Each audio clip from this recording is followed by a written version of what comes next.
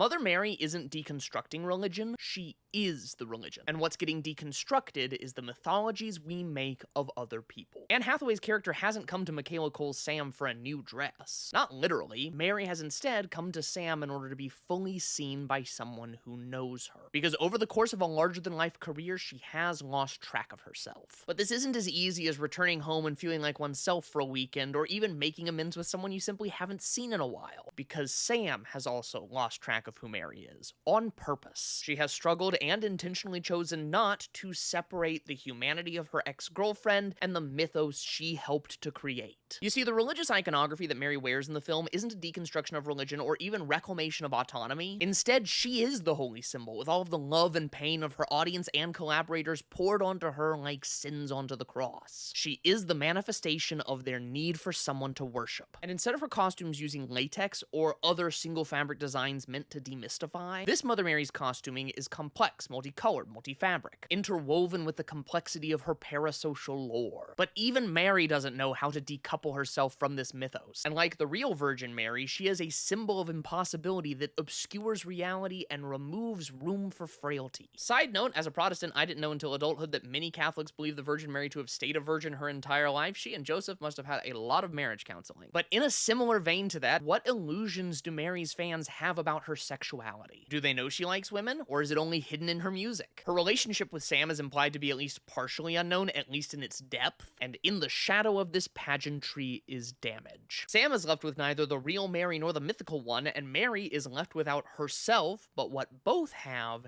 is a ghost. And this non-literal but maybe literal ghost feels cut from the same cloth as Mike Flanagan's Haunting of Hill House and Bly Manor and all their theming and monologues about the way we haunt ourselves and each other. Because often the real horrors are the feelings we lack the strength to confront, at least on our own. In this case, the hate we project, the shame we internalize, the veil we put between our truth and our performance. I like that Mother Mary eventually takes on characteristics of the crucifix with her extremely yonic punctured hand. If you need to be reminded what yonic means, it's like phallic, but for the— And despite leaning on one of the most popular genres in music today, my favorite musical moment of the whole movie is when it suddenly became a 1970s genre film and played old school symphonic chords for like a whole minute. Which, for multiple reasons, suddenly felt like something straight out of 2001: A Space Odyssey. Now, if you want me to talk more about the film's brilliant staging or its black box theater vibe, let me know, and if you want more movie recommendations, that's what I'm here for.